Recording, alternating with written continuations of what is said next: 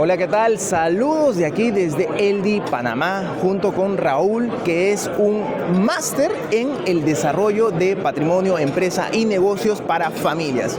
Raúl, ¿qué nos puedes comentar un poco sobre la visión que hay que tener? Porque a veces para hacer negocios en primera generación es fácil, ¿verdad? Pero cuando ya se trata de pensar 10, 20, 30 años a largo plazo... No, inclusive cuando tú ves empresas familiares que han logrado perdurar 200, 300, 500 años, ya no hablas de 30 años, porque 30 años es una generación. Exacto. Entonces ellos hablan de 3, 4, 5 generaciones. Implícitamente estás hablando de 100 años, 120 años. Y es la manera de planificar que ese legado se pueda consolidar y perdurar por muchas generaciones. Hay que hacer un ejercicio, eso no ocurre porque cae del árbol, sino que hay que sentarse a hacer una planificación y una ejecución que ya hemos podido entender cómo lo han hecho alrededor de unas 9.000 empresas que han logrado perdurar más de 200 años en el mundo. Por ejemplo, podemos ver que hay ciertos principios o ciertas áreas que hay que ponerle mucho foco. Una de ellas, me imagino que es la legal. Tienes 4 áreas. Okay. Tienes la parte legal, tienes la parte estratégica, tienes la parte, digamos, de relación humana. Perfecto. Y tiene la parte financiera, ¿no? Entonces, la conjunción de esos 4 elementos, si están muy bien coordinadas y apuntan en la misma dirección, entonces es donde esas familias tienen esa mayor probabilidad de que logren consolidar un legado que perdure por generaciones, ¿no? Ahora, muchas veces aquel empresario que ya pasó la etapa de madurez, ya está en la etapa de madurez, ya pasó la etapa de emprendedor, ahora ya es un empresario, sí, ya está formado.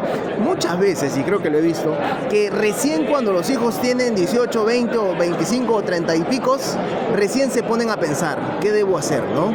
¿Cómo hago para trasladar este patrimonio? ¿Es el mejor momento o uno debe pensarlo desde antes? Bueno, ese es muy interesante porque tú describes la realidad de lo que pasa en una empresa, sobre todo de primera, segunda, tercera generación. Pero cuando ya hemos visto empresas de 20, 30 generaciones, ellos ya nos llevan una ventaja porque comienzan el proceso desde 1 añito, 2 años. Entonces esa formación, esa educación, nosotros lo llamamos el proceso de enamoramiento, de cómo enamoran a las siguientes generaciones para que cuiden ese legado que han logrado, digamos, consolidar y que han logrado construir con un gran esfuerzo, no solo de una generación, sino de varias generaciones. Entonces ahí hay un compromiso, ese compromiso hay que gestionarlo. Y ellos tienen claro que entre más temprano comiencen a hacerlo, van a tener mejores chances o mejores resultados de que ese legado pueda continuar por muchas generaciones. Estamos pensando ya y hemos conversado un poco respecto al antes, ¿no? A la parte que ha creado el patrimonio. Claro. ¿Qué le recomendarías al que recibe ese patrimonio, no? Porque muchas veces recibe sin ningún conocimiento, sin ninguna prioridad, en nada. ¿Qué le recomendarías? Digamos que lo principal es que se preparen. Y se preparen entendiendo qué papel quieren jugar, porque pueden querer venir a trabajar en la empresa, pero pueden también no querer venir a trabajar en la empresa, pero eso no lo exime de la responsabilidad de ser un buen propietario. Entonces hay que prepararse también para eso. Y esa preparación no solo le va a servir para consolidar el legado de la familia, sino también su propio legado, su propio patrimonio, ¿no? Entonces sí, mi consejo es formación, formación y formación. Una última pregunta. ¿Qué pasa cuando en la familia tenemos desafíos? Porque obviamente siempre estamos sujetos a esto. ¿Cómo tú recomendarías afrontar estos tiempos de crisis? De repente, si hay una familia el día de hoy que está viendo este video y dice, oye, no pensé en esta etapa, el día de hoy me encuentro en un punto donde no sé qué dirección tomar. ¿Qué le recomendarías? O sea, lo primero es entender que estas empresas familiares de 200, 300 años han pasado por guerras mundiales, han pasado por enormes crisis. Probablemente la última que podemos recordar así en general fue la famosa pandemia del COVID, pero estas son familias que han pasado por en una familia de 500 años en España, el muchacho de 18ª generación me decía, tenemos documentados 34 crisis que históricamente hemos tenido que sobrellevar. Documentar, claro, porque se vuelve parte del programa de formación a las siguientes generaciones. Entonces se entrenan en el manejo de crisis. Tremendo. Más aún, se entrenan en cómo sacarle provecho a las crisis, que es donde se han forjado las mayores fortunas. Claro, porque a veces uno recibe el patrimonio y no sabe ni siquiera cómo se creó la empresa o cómo se levantó. Bueno, por eso digo que formación. Inclusive formarse en el manejo de crisis y tener un entrenamiento, no solo es estudiar, no solo es ver la película, es vivirla. Entonces creo que ese programa de formación tiene que someter, digamos, a momentos de manejo de crisis a esos miembros de la siguiente generación.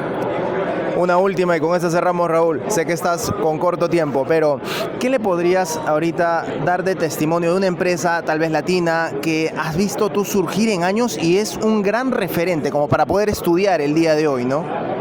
Bueno, en tu país, en Perú, hemos atendido unos 6, 7 grupos muy grandes. Que no podemos decir el nombre. No. Particularmente Exacto. Allá, a diferencia, pero por ejemplo... las industrias. Sí, bueno, industrias, digamos, de alimentos, industrias de construcción, industrias cementeras, parte química y plástica y la parte agrícola, que ha tenido un desarrollo fantástico, aplicando, por ejemplo, tecnologías israelíes en Perú ha sido fantástico, y hoy en día esas familias peruanas ya salieron de Perú, están llevando sus empresas a otros países. Por ejemplo, en mi país tenemos varios inversionistas peruanos con este tema de la agroindustria. Entonces yo sí veo que hay referentes y esos deberían ser los héroes de nuestros países, no la plata fácil y rápida, sino la plata que se construye con tenacidad, con trabajo, con esfuerzo, como referente de generar también empleo digno, que es lo que necesitamos en nuestros países para desarrollarnos de una manera más sana, ¿no? ¿Cuál ha sido el mayor desafío que te has enfrentado con la mentalidad? Ojo, la mentalidad del empresario peruano para poder formar este patrimonio a largo plazo. El empresario peruano es parecido al colombiano, en el sentido de que hemos vivido situaciones difíciles, el tema de la guerrilla, el tema de los secuestros, y eso ha hecho que se genere una cultura un poco de desconfianza. Entonces, pero no se puede crecer una empresa con una cultura de desconfianza. Hay que confiar. Pero no esa confianza ingenua, esa naif, ingenua, exacto, sino más bien una confianza inteligente. Entonces es entender que es importante atraer el talento, remunerarlo bien para mantenerlo y alimentarlo y nutrirlo, y que le vaya bien a mi gente para que me vaya bien a mí. Entonces yo creo que ahí está el secreto de cómo es que esos empresarios pueden escalar sus organizaciones como dicen los gringos, the sky is the limit. Entonces, cielo es el límite.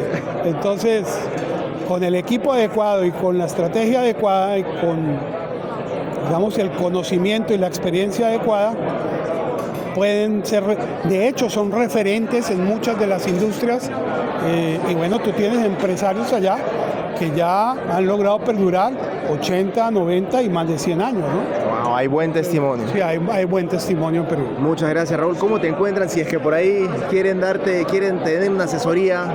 Muy sencillo, en Google, Raúl Serebrenic, y con eso ya hay más que suficiente. Raúl Serebrenic, referente en estos temas de empresas familiares longevas. Muchas gracias, Raúl, por ese tiempo.